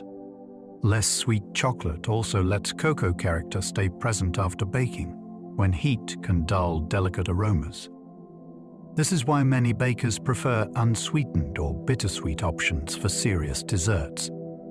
You can control sweetness with granulated sugar, brown sugar, or honey, and each brings a different texture and aroma. Baking chocolate is also useful because it melts into mixtures smoothly, then disappears into the structure of a cake or sauce without leaving a separate sugary crass. Identity. It is a tool ingredient, designed to be shaped by the rest of the recipe. Chocolate chips are formulated to hold shape, so they melt more slowly. A chip's job is different from a bar's job. In a cookie, you often want pockets of chocolate that stay distinct after the oven, not a brown puddle that vanishes into the dough. Many chips are designed with that goal in mind. They can include less cocoa butter or a different balance of ingredients, so they soften but resist fully flowing. This is why a handful of chips melted in a bowl can behave oddly compared with chopped chocolate. They may thicken sooner, and they may keep tiny lumps. In baking, that stubbornness becomes a feature. Chips hold their edges long enough to create contrast, so you get a bite of warm cookie and a separate burst of chocolate. If you want a sauce or a glossy ganache, chopped bar chocolate often works better. If you want chocolate landmarks in a cookie, chips shine. Hot chocolate and drinking chocolate are not the same thing. Many people use the names interchangeably, but the experience can be worlds apart. Hot chocolate is often built from cocoa powder mixed with sugar, then blended with milk or water. It can be light, quick, and easy to sip. Drinking chocolate is usually made by melting real chocolate into warm liquid, which brings more cocoa butter and more cocoa solids into the cup. The result can feel thicker and more indulgent, with a deeper aroma that lingers after each swallow. The difference is not only richness, it is texture and structure. Cocoa powder disperses as particles. Melted chocolate creates a fuller body. This is why drinking chocolate can feel almost like dessert served in a mug, while hot chocolate can feel like a warm comfort drink. If you ever wondered why one cup tastes thin and another tastes like velvet, you are tasting two different approaches to the same beloved idea. Traditional drinking chocolate can be thick because it keeps more cocoa solids. In some traditions, a cup of chocolate is closer to pudding than to milk. The thickness comes from keeping more solid cocoa material in the drink and from using methods that help it stay suspended. Some versions are whisked vigorously, creating a foam that changes mouthfeel and carries aroma upward. Others use starches or finely ground chocolate to build body, so the drink coats the tongue and slows the experience. That thickness changes flavor too. When the liquid is dense, bitterness can feel softer, and sweetness can feel more rounded because everything arrives more slowly. A thick cup also stays warm longer, which keeps aroma active. It becomes a small ritual. You sip, you pause, and the flavor keeps unfolding. This style of drinking chocolate is not about hydration. It is about immersion, like stepping into the taste instead of skimming across it. It reminds you that chocolate's history includes the cup, not only the bar. Chocolate ice cream tastes richer when cocoa is bloomed in warm liquid first. Cocoa powder can be stubborn. If you stir it into something cold, it can clump and taste dusty, as if the flavor never fully woke up. Blooming is the simple trick that changes that. You mix cocoa with a warm liquid, often milk, cream, or even hot water, and you give it time to hydrate and dissolve. Heat helps release aroma compounds, and it lets the cocoa particles disperse more evenly. The result is not just smoother ice cream. It is deeper chocolate flavor that feels integrated rather than sprinkled in. Brooming can also make the finished scoop taste less bitter because the cocoa has had a chance to soften and mingle before it is frozen. Many great chocolate desserts start with this small step, and it feels almost like a spell. You are not adding more cocoa. You are helping the cocoa you already have finally show up fully. Pairing chocolate with certain fruits highlights hidden acidity and brightness. Chocolate can seem heavy, but the right fruit can reveal a lighter side that was already there. When you pair dark chocolate with raspberries, cherries, or orange, the fruit's acidity can lift the flavor and make it feel more vivid. It is like turning on a light in a room you thought you knew. The fruit does not only add its own taste, it changes what you notice in the chocolate, pulling forward notes that might otherwise stay buried, like tang, berry-like hints, or a clean, sharp finish. The pairing works best when neither side is too sweet.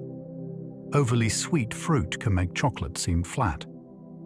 A fruit that is bright and fresh creates contrast, and contrast creates clarity. This is why chocolate-covered citrus peel can taste so alive, and why chocolate and strawberries feel classic. You are not just combining flavors. You are revealing them. Coffee can make chocolate seem deeper because roasted aromas overlap. Coffee and chocolate share a family resemblance, and your nose notices it before your tongue does. Both develop many of their most recognizable aromas through roasting. When you drink coffee alongside chocolate, those roasted notes can reinforce each other, so the chocolate seems darker and more complex. At the same time, coffee's bitterness can make the chocolate sweetness feel more pronounced by comparison. That creates a satisfying push and pull. This is why an espresso can make a small piece of chocolate feel larger, as if the flavor expands in your mouth. The pairing can also shift depending on the coffee. A bright, fruity coffee can pull out sharper notes in chocolate, while a smoky, deep roast can emphasize cocoa richness. In desserts like tiramisu or mocha cake, the combination works because it builds layers without needing extra ingredients. Coffee does not replace chocolate. It amplifies it, like a backing instrument that makes the main melody feel louder. Some cheeses pair with dark chocolate, balancing fat, salt, and bitterness. It sounds strange until you try it slowly. Cheese brings salt and tang, and those can soften the perception of bitterness in a dark bar. The fat in cheese also changes texture because it coats the mouth and can make chocolate feel smoother and less sharp. Certain pairings are especially pleasing. A nutty aged cheese can echo chocolate's roasted tones. A creamy blue cheese can create a dramatic contrast where sweetness, salt, and pungency take turns in the spotlight. The key is portion and pacing. You want a small bite of cheese, then a small piece of chocolate, and a pause to let the flavors meet. This is not about making chocolate taste like cheese. It is about balance, and about discovering that chocolate is more flexible than its dessert reputation suggests. In the right pairing, both foods taste more like themselves, not less. Chocolate tasting uses the same slow sniff, snap, and melt rituals as wine. Tasting well is a way of paying attention, and chocolate rewards attention almost immediately. You start by smelling the surface, because aroma tells you what direction the flavors may travel. Then you listen for the break, which hints at structure and texture. Next comes the slow melt.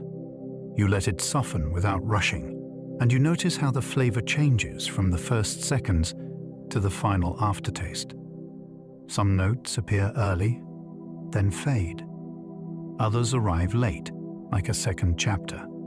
You can even notice how your breathing changes the experience, because exhaling through the nose carries aroma into fuller focus. This ritual is not about being fancy. It is about discovering that chocolate has movement. It evolves while you eat it. When you taste this way, a small square can feel like a long story, with an opening, a middle, and a finish that stays with you. Cacao was introduced to Europe as a luxury drink before it became a bar. When cacao first arrived in Europe, it did not arrive as a snack. It arrived as a drink meant for the wealthy, served in fashionable rooms and treated like an exotic treasure from far away. It was prepared hot, often with sugar and spices, and it demanded equipment, time, and access. That rarity gave it status. It was something you were offered to impress you, not something you grabbed on the street. For a while, chocolate's identity in Europe was closer to coffeehouse culture than to candy. It was sipped, discussed, and displayed. That matters because it shaped expectations. Chocolate became associated with refinement and indulgence long before factories made it cheap. Even the cups and utensils around it carried symbolism. The bar came later, after technology and trade made chocolate easier to store, ship, and sell widely. The first European chocolate was a drink that announced class, not convenience.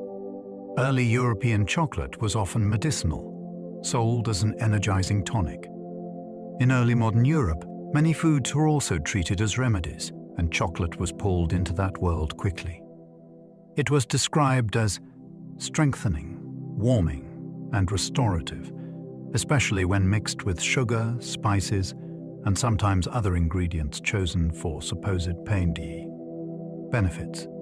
People did not need to see laboratory evidence to believe it. They needed a convincing story, a memorable effect, and an authority willing to vouch for it. Chocolate fit the role because it felt rich, sustaining, and special. It could be served to someone recovering or offered to someone expected to work hard. It also traveled through networks where pharmacy and cuisine overlapped, since apothecaries and elite kitchens were both places where expensive imports were handled. This medicinal framing helped chocolate spread socially because it gave indulgence a respectable excuse. You were not necessarily drinking something decadent. You were taking something that sounded helpful. That story softened cultural resistance, and it helped cacao settle into European life. Sugar transformed cacao from bitter status drink into a mass sweet. Cacao on its own can be challenging, and that challenge shaped who embraced it. Sugar changed the social equation. Once sugar became more available, chocolate could shift from an acquired taste into something instantly friendly. Sweetness did more than mask bitterness. It made chocolate feel like comfort, and it widened the audience dramatically. A drink that once signaled elite ritual could now become a treat for children, a snack for workers, and a gift for holidays. It also altered the kinds of flavors people expected. With more sugar in the picture, chocolate could support caramel notes, creamy textures, and dessert pairings that would have seemed odd in a bitter ceremonial cup. Sugar also made chocolate easier to standardize for consistent selling because sweetness is a quick way to create familiarity. This transformation was not only culinary, it was cultural. It turned cacao into a product that could be loved at first taste, which is a powerful engine for popularity. The invention of the cocoa press changed chocolate by separating fat from solids. Before the cocoa press, chocolate was harder to control. The fat and the solids stayed together, and that limited how many textures and products could be created reliably. The press changed that by squeezing cocoa butter out of the chocolate mass. Suddenly, makers could work with two distinct materials. Cocoa butter became its own ingredient for smoothness and melt. The remaining solids could be ground into cocoa powder, which opened new possibilities for baking and drinks. This separation also made it easier to tune recipes. Want a richer bar? Add more cocoa butter. Want a darker tasting cake without extra fat? use cocoa powder. The press gave chocolate makers a new set of knobs to turn, and those knobs led to innovation. It also helped chocolate travel, because powders and pressed products could be stored and shipped in different ways. One mechanical invention expanded the entire chocolate universe, from the bar to the pantry shelf. Milk chocolate became possible when dried milk could be made reliably. Milk is delicate. Fresh milk spoils quickly, and that used to make it difficult to blend into shelf-stable sweets at scale. The development of reliable dried milk changed that, because it brought milk's proteins and sugars into a form that could travel and wait. Once those milk solids could be mixed into chocolate, a new style was born. It tasted softer, sweeter, and more approachable, and it could be sold widely without the same spoilage worries. Milk chocolate also introduced a new texture expectation. The bar could feel creamier and less intense, which invited a different kind of audience. It also gave makers another dimension to design. They could balance cocoa strength against dairy warmth, creating profiles that ranged from light and caramel-like to rich and cocoa-forward. This change did not only add an ingredient, it added a new emotional identity. Milk chocolate became the taste of comfort for many people, and that comfort was enabled by a technical solution to milk's fragility. The modern chocolate bar depends on industrial grinding fine enough for smoothness. A chocolate bar is not only about what you put in, it is about how small you can make what you put in. Early chocolate could be rough, gritty, and uneven, because reducing particles to a truly silky size is hard work. Industrial grinding changed that. With powerful rollers and refiners, makers could consistently push sugar and cocoa particles below the threshold your tongue easily detects. That smoothness became a standard, and once people got used to it, it was hard to go back. The smooth bar also made chocolate feel more luxurious, even when it was mass-produced, because the mouth reads smoothness as care. Fine grinding also affects how flavor spreads. A smoother chocolate coats the tongue more evenly, which can make aroma seem fuller and sweetness feel more integrated. In other words, industry did not only make chocolate cheaper, it changed what people thought chocolate was supposed to feel like. The modern bar is built on invisible size control. Some chocolate brands built entire towns, shaping labor and social history. Chocolate is often sold as romance, but its industrial past includes factories large enough to shape whole communities. Some companies built housing, schools, and services around their plants, creating company towns where work and daily life were closely linked. For workers, this could mean stability and amenities that were not common elsewhere. It could also mean dependency, because your employer could influence where you lived, where you shopped, and how your family's life was organized. These towns reveal how chocolate moved from craft to industry. They also show how a sweet product can sit at the center of serious social questions, like labor conditions, welfare programs, and control. The factory did not only produce bars. It produced schedules, relationships, and identities. When you see a brand name that feels nostalgic, it can carry this hidden infrastructure behind it. Chocolate's history includes the built environment, not just recipes. A bar can be connected to streets and schools you have never seen. Wartime rations used chocolate for calories, morale, and portability. In wartime, food has to do several jobs at once. It must provide energy, survive transport, and lift spirits in exhausting conditions. Chocolate fit that brief well. It is calorie-dense, relatively compact, and widely liked, which makes it valuable when space and morale both matter. A small portion can carry a lot of fuel, and it can be eaten quickly without preparation.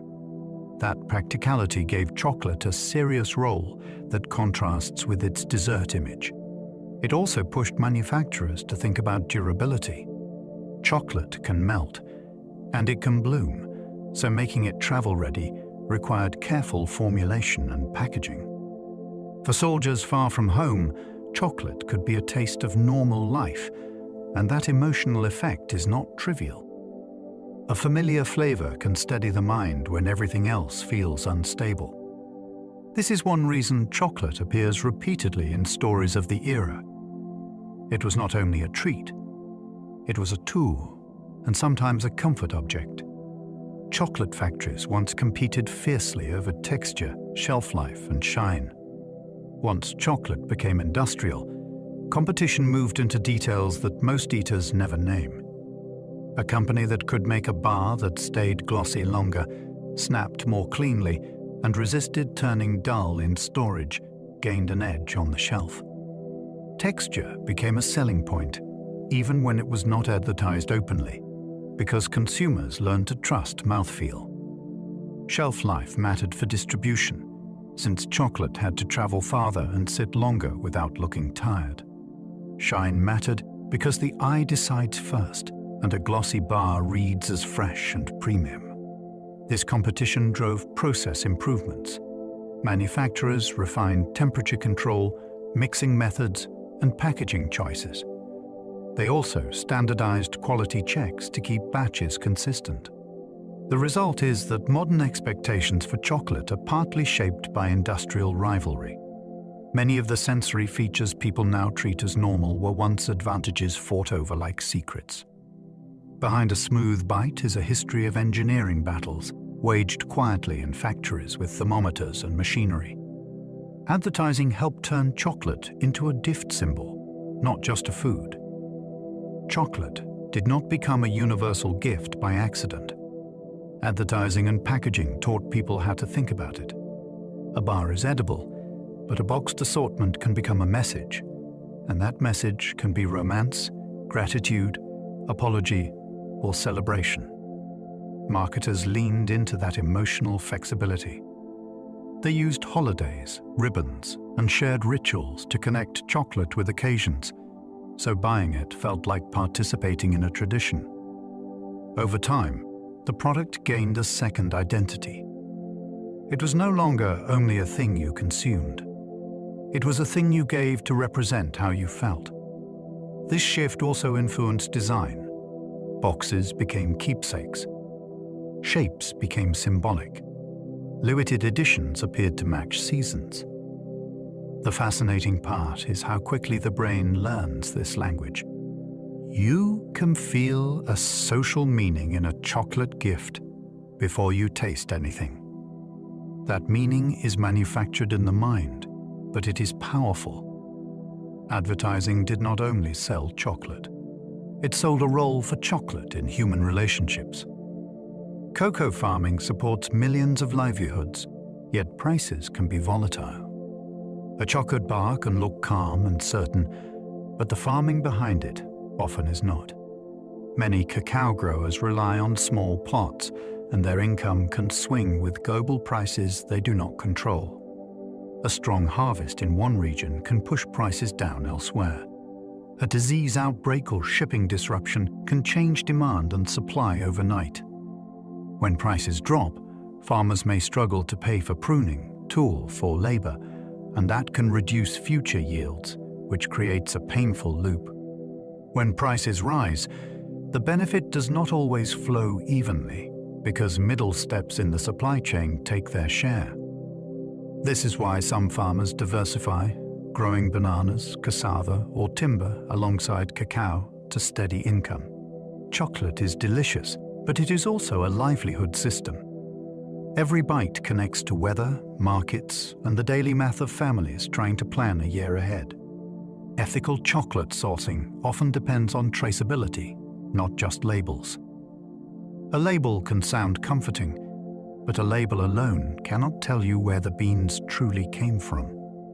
Traceability is the difference between a story and a trackable path. It means knowing which region supplied the cacao, which cooperative or buying station handled it, and sometimes which farm or group of farms produced it. That chain matters because ethical problems hide in anonymity. When cacao from many sources is mixed, it becomes harder to reward good practices or correct harmful ones.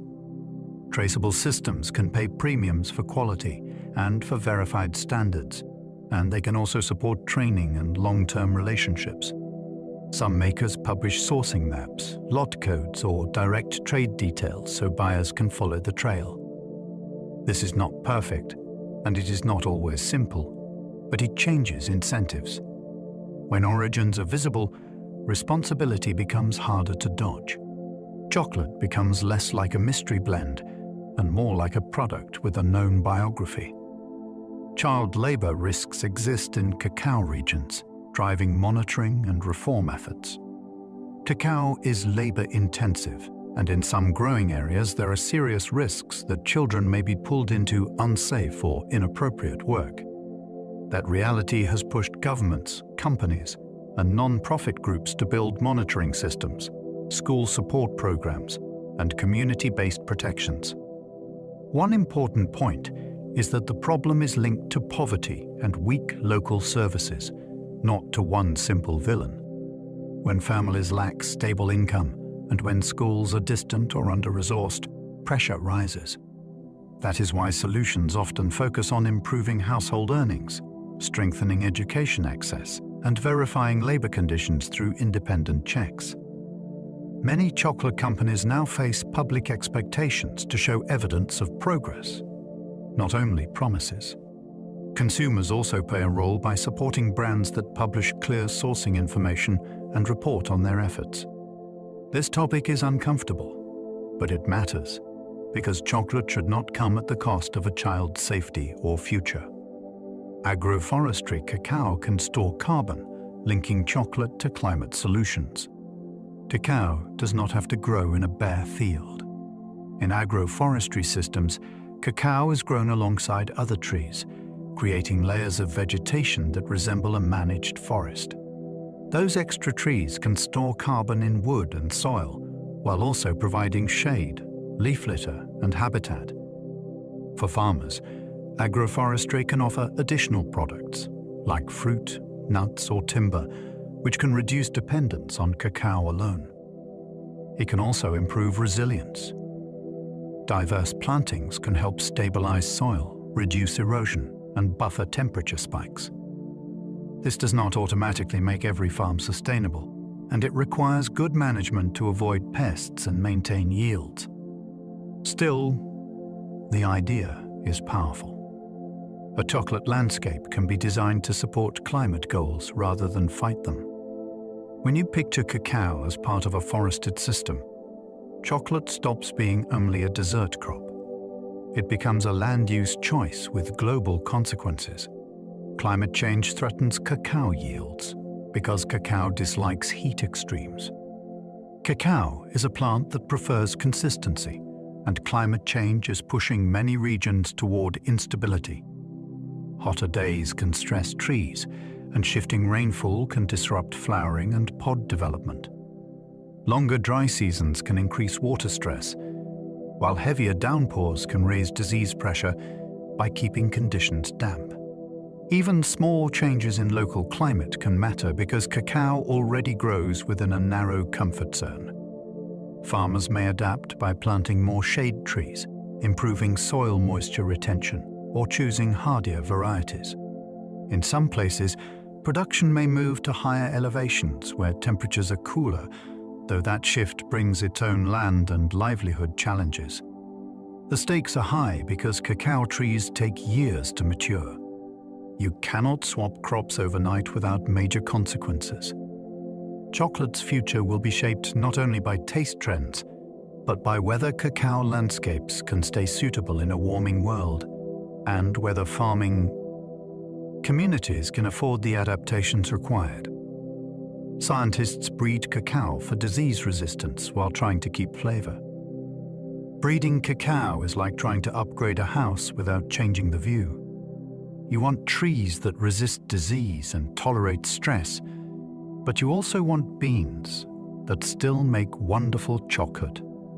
That is difficult because traits can be linked. A variety that thrives in the field may produce a flavor profile that is less aromatic, or it may ferment differently. Researchers and breeders work by selecting parent trees, testing seedlings, and evaluating both farm performance and bean quality over time. That timeline is long because cacao trees do not give quick feedback. The goal is not a single super tree, but a toolkit of varieties that can fit different regions and challenges. Some breeding programs partner with farmers and chocolate makers, so flavor is tested in real-world conditions, not only in a lab. When it works, it protects livelihoods and preserves pleasure at the same time. The bar you eat in the future may carry years of patient selection inside it. Some researchers map cacao genomes to protect rare varieties from loss. A cacao tree holds its future inside its DNA, and researchers have been working to read and map that genetic information. Genome mapping helps identify how different cacao populations are related, which trees carry useful traits, and which rare lineages might be at risk of disappearing. This matters because genetic diversity is insurance. A rare variety might contain resistance to a disease that has not spread widely yet, or it might hold flavor potential that could be lost if the trees vanish. Mapping also supports conservation efforts in seed banks and living collections, where genetic material is preserved for breeding and restoration. For chocolate lovers, this science has a quiet payoff.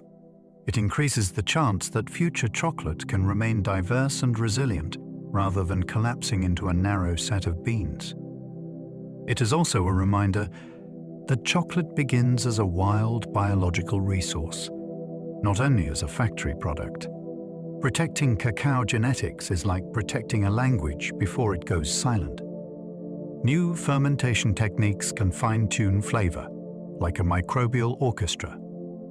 Fermentation used to be treated as something you simply endured, then hoped went well. Increasingly, makers are treating it as a place for careful guidance. Some experiments use selected starter cultures, chosen strains of yeast or bacteria that can steer the process toward particular outcomes. Others focus on controlling temperature, oxygen, and turning schedules with more precision, so batches develop more consistently. The aim is not to sterilize cacao or make it taste artificial. The aim is to reduce unpleasant surprises and to highlight desired notes like fruitiness, nuttiness, or floral tones. This is especially useful for farmers and cooperatives selling to premium markets, where consistent quality can earn better prices. It is also fascinating science, because fermentation is a living system that changes hour by hour. Treat it well, and it can create complexity that feels almost impossible to design deliberately. The better we understand the microbes, the more chocolate becomes a collaboration between biology and craft. Ruby chocolate gets its color from special cacao processing, not added dye. Ruby chocolate looks like it belongs in the fruit aisle, with a pink tone that surprises people who expect chocolate to be brown or cream-colored. The striking part is that the color is not typically created by adding red dye. Instead, it comes from a specific approach to selecting and processing cacao, preserving particular compounds that deliver both color and a bright, tangy flavor. Impression. The result tastes different from dark, milk, or white styles. It can feel lightly fruity and sharp, even without fruit added. This makes it a lesson in how processing can create entirely new categories, not just variations. Ruby chocolate also shows how our eyes shape taste.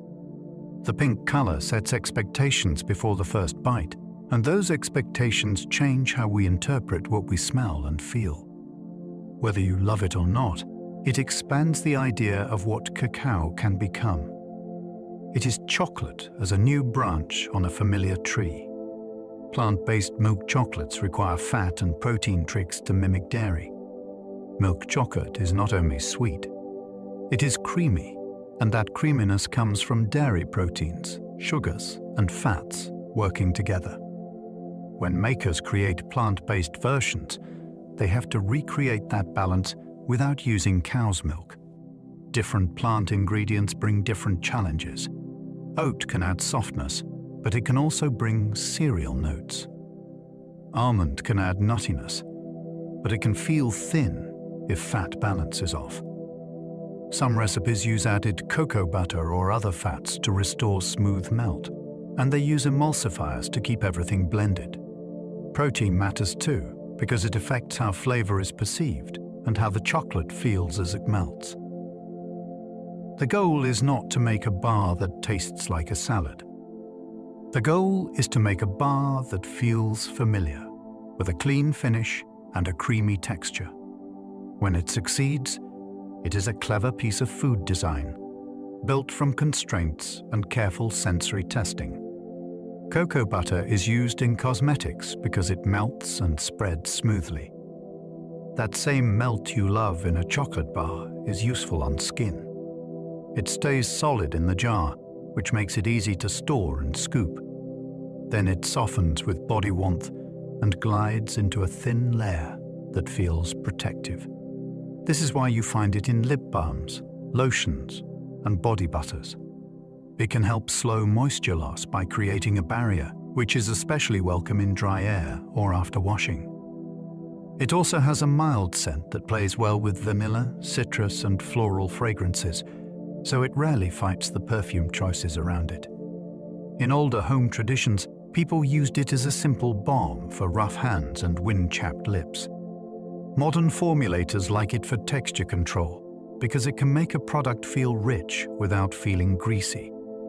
Chocolate has a second life in the bathroom, and it begins with the same fat. Chocolate can mask bitter medicine flavors, a trick used for centuries. Bitterness is one of the strongest taste warnings the body has, and it can make medicine hard to swallow. Chocolate helps because it brings sweetness, fat, and powerful aroma. Sweetness can reduce how bitter compounds are perceived. Fat can coat the tongue and slow the direct contact between the bitter molecules and taste receptors. Aroma does another kind of work. When your nose picks up chocolate notes, your brain expects comfort, and that expectation can soften the whole experience. For this reason, pharmacies and households have long used chocolate as a carrier for unpleasant tastes, especially in mixtures that needed to be taken by mouth. Even today, you see chocolate-flavored syrups and chewables. They do not erase the medicine. They distract the senses and change the timing of taste. It is a small lesson in perception. When you change smell and mouthfeel, you can change what the tongue reports. Cocoa flavanols can affect blood flow, though processing can reduce them. Cacao contains flavanols, which are natural compounds that have been studied for effects on blood vessels and circulation. Some research suggests they can support the body's ability to widen blood vessels, which can influence blood flow. The important twist is that the amount you get from a finished product can vary a lot. Many steps that make chocolate taste smoother can also lower flavanol levels, including certain types of processing and heavy roasting. That means two chocolate products that seem similar can be very different in what they deliver. It also means cocoa powders and chocolates marketed for flavanols are often made with extra care to preserve them. This is not a reason to treat candy as medicine, and it is not a promise of the same effect for everyone. It is simply another way cacao shows its complexity. Flavor chemistry and health chemistry can overlap, but they do not always travel together. Darker chocolate is not always higher quality because recipes vary widely. Color can fool us. A very dark bar might look intense and serious, but quality depends on many choices that darkness does not reveal. A maker can push color darker with certain cocoa powders or deeper roasting, and the result can taste flat or harsh. Another maker can produce a slightly lighter bar that tastes vivid and complex because the beans were well handled and the roast was thoughtful. Quality also includes texture. A dark bar can still be gritty if refining was rushed. It can still taste stale if storage was poor. Even sweetness balance matters. A bar can be dark and still taste one note, while a lighter bar can unfold in layers. Darkness can signal cocoa content. It can also be a style choice. The safest approach is to judge by aroma, melt, and finish, rather than by shade alone. Chocolate is not a paint chip. It is a crafted food with many ways to succeed or fail. Percentage on a bar describes cocoa content, not sweetness alone. A percentage sounds like a sweetness meter, but it is really a composition clue. It tells you how much of the bar comes from cacao ingredients, which usually means cocoa solids plus cocoa butter. The remaining portion is mostly sugar, and sometimes milk solids in milk chocolate styles. This is why two bars with the same percentage can taste very different. One might use more cocoa butter and feel smoother. Another might use less cocoa butter and feel drier. The cacao itself also matters. A high percentage bar made from harsh beans can taste aggressive. A slightly lower percentage bar made from aromatic beans can taste more nuanced and satisfying.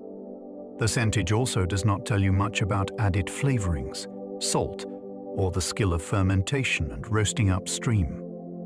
Think of it as a map legend, not the whole landscape. It helps you predict intensity, but it cannot promise pleasure. The real story begins when you smell it and let it melt. Some bars list cacao origin like a passport, naming farms and harvests. Chocolate can be anonymous, or it can be traceable like fine coffee. Some makers print details that read like travel documents. They might name a region, a cooperative, a farm, or even a harvest period. This is not only romance.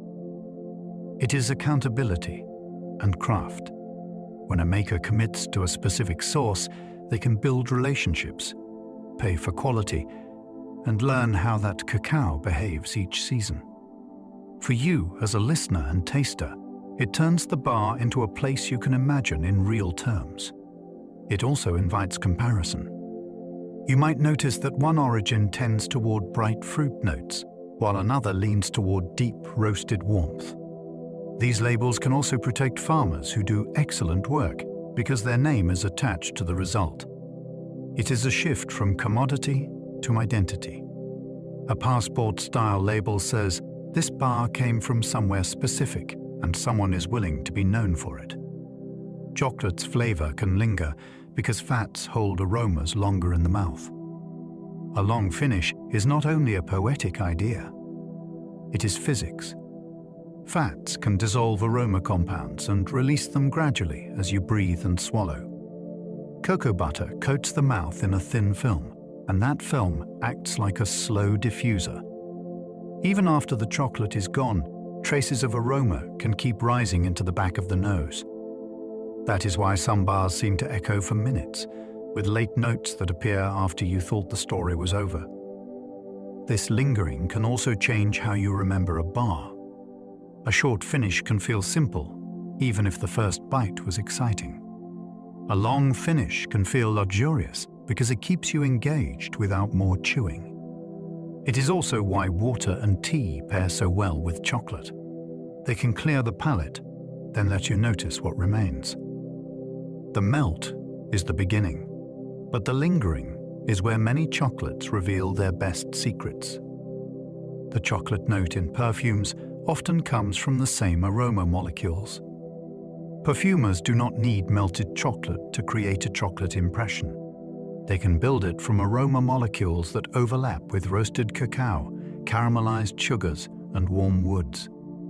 Some of these molecules also show up naturally during cacao roasting, which is why the bridge feels believable. In perfume, the chocolate note is usually more about suggestion than dessert. It can add warmth, depth, and comfort, and it can make other notes feel smoother. Paired with vanilla, it becomes creamy. Paired with citrus, it becomes playful. Paired with smoky woods, it becomes dark and sophisticated. This is a good reminder that chocolate is as much smell as taste. If you close your eyes and sniff a high-quality bar, you are already in the territory perfumers work in. The difference is that perfume stays on skin, while chocolate disappears into the body. Both are built on invisible airborne chemistry that the brain reads as feeling. A perfect truffle is an emulsion balancing fat, water, and cocoa solids. A truffle seems simple, but it is a careful balance. At its heart is a mixture of chocolate and cream, and those ingredients do not naturally want to stay smooth together. Chocolate brings fat and solids. Cream brings water, fat, and proteins. When the emulsion is right, the filling feels silky and stable, and it melts into a slow, rich wave. When it breaks, it can look oily or grainy, and the mouthfeel turns muddy. Temperature matters from the first moment. If the cream is too hot, it can scorch flavors or separate fats. If it is too cool, it may not melt the chocolate evenly. Stirring technique matters too. You want to build a glossy center from the inside outward, not whip in air. Then, resting matters, because the structure continues to set as it cools. A great truffle is not just a sweet. It is a controlled meeting of liquids that should not easily agree. Every chocolate bar is a small record of biology, weather, and human craft. A bar can feel like a finished object, but it is more like a timeline you can taste. Biology writes the first chapter in the trees, genetics, and the pod's chemistry. Weather edits the story through rain, heat, and harvest timing. Then people take over with choices that add or remove possibilities. How carefully was the fruit opened? How cleanly did the fermentation move? How evenly did the beans dry? How patiently were they roasted, refined, and rested? Each step leaves fingerprints, and some fingerprints are loud. A bar can taste bright, deep, or delicate because of decisions made weeks or months earlier by someone you will never meet. That is what makes chocolate worth attention. It is not only a flavor, it is an outcome. It carries a chain of living processes that had to align, from tiny flowers to careful packaging. When you snap a piece, you are hearing the end of a long story. Hello there, and as we come to the end of our journey, let the world of chocolate slowly settle into the background. Tonight we wandered from humid tropical groves to warm fermentation heaps, and from careful roasting rooms to glossy finished bars. We traced how a fruit becomes a flavor, how microbes and heat reshape seeds into something fragrant, and how tiny choices decide snap, shine, and melt.